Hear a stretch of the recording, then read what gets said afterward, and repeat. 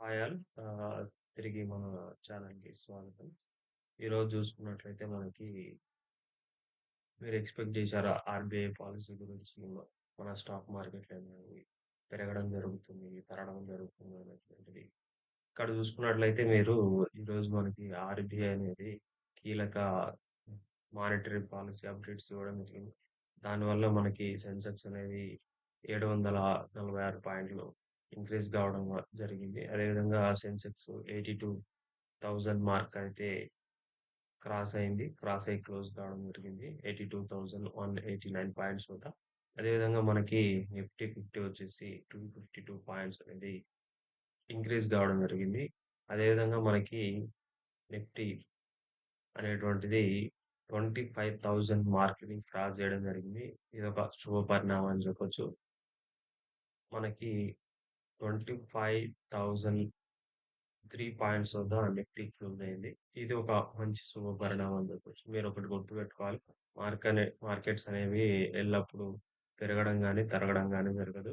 Last వీక్‌లో చూసుకుంటే మనకి ఈ వీక్‌లో 1, 2, 3 రోజులనేటువంటిది మార్కెట్ నెగెటివ్‌లో ముగిసింది. దాని తర్వాత మార్కెట్ అనేది పాజిటివ్‌లో ముగియడం జరిగింది. సో, దీనివల్ల మనం నేర్చుకోవాల్సిందేందంటే మార్కెట్స్ అనేవి ఎప్పుడు కంటిన్యూయస్‌గా నెగెటివ్‌లో గాని, కంటిన్యూయస్‌గా పాజిటివ్‌లో గాని ముగియవు.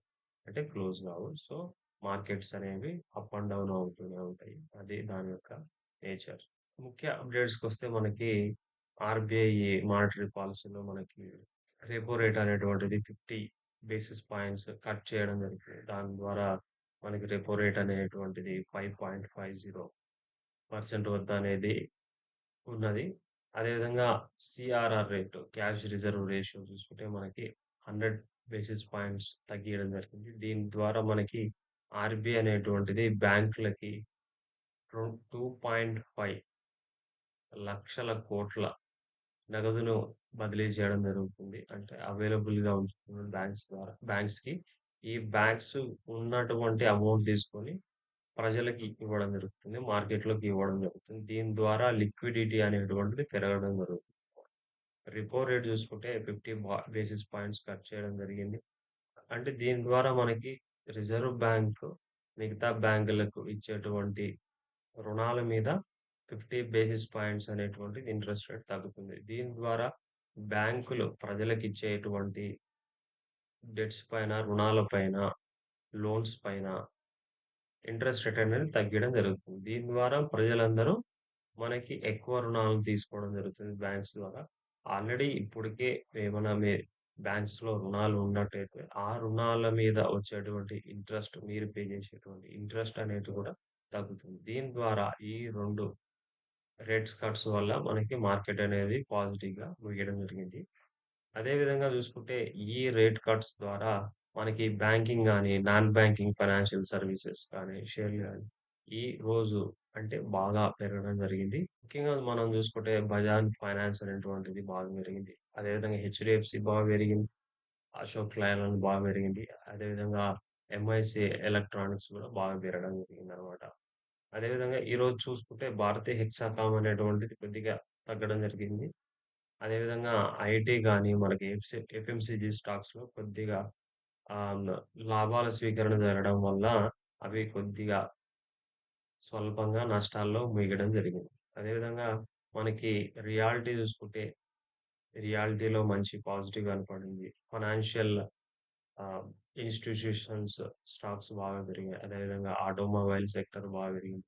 ఫైనాన్షియల్ సెక్టర్ బాగా పెరిగింది. రియాల్టీ బాగా పెరిగింది. ఈ రోజుకి మార్కెట్‌లో హైలైట్ చూసుకుంటే మనకి ఆర్‌బీఐ మానిటరీ పాలిసీ వల్ల మనకి మార్కెట్ అనేది పెరగడం జరిగింది. అదేవిధంగా రేట్ల తగ్గింపు ద్వారా మార్కెట్‌కు రియల్ ఎస్టేట్ గాని, ఫైనాన్స్ గాని, ఆటో షేర్లు అనేటువంటివి బాగా పెరగడం జరిగిందనమాట. ఈ చర్యల ద్వారా మార్కెట్‌లోకి ఆర్‌బీఐ అనేటువంటిది డబ్బును పంపిణీ చేయడం జరిగింది. ఈ విధంగా చేయడం ద్వారా మార్కెట్‌లనేటువంటివి పుంజుకోవడం జరిగింది. మనం రిజర్వ్ బ్యాంక్ రేట్స్ చూసుకుంటే రెపో రేట్ అనేది 5.50 వద్ద కొనసాగుతుంది. అదేవిధంగా బ్యాంక్ రేట్ అనేది 5.7 కొనసాగుతుంది. అదేవిధంగా ఫిక్స్డ్ రిజర్వ్ రెపో రేట్ అనేటువంటిది 3.35 వద్ద కొనసాగుతుందనమాట.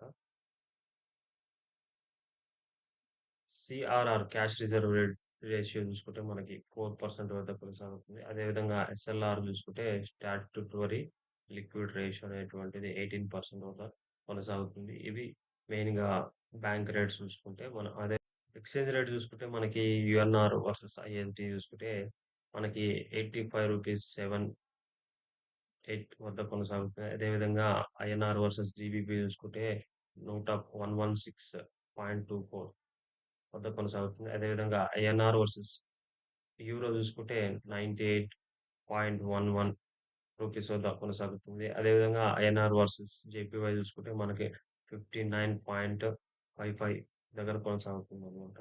మనం rich dad poor dad chapter 6 గురించి మాట్లాడుతున్నట్లయితే, ఈ చాప్టర్‌లో ఏమంటారంటే రచయిత work to learn don't work for money అనేటువంటిది ఇక్కడ రచయిత చెప్తున్నారు. ఇక్కడ ఏం చెప్తున్నారంటే మనకి డబ్బు కోసం మాత్రమే పని చేయొద్దు. అదేవిధంగా స్కిల్స్ అక్వైర్ చేసుకోవడానికి పని చేయాలి.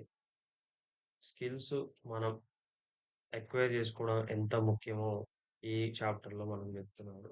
ధనవంతులు వ్యాపార సంబంధితమైన నైపుణ్యాలను, అదేవిధంగా సేల్స్, మార్కెటింగ్, కమ్యూనికేషన్, అదేవిధంగా హ్యూమన్ రిసోర్స్‌పై దృష్టి పెడతారు.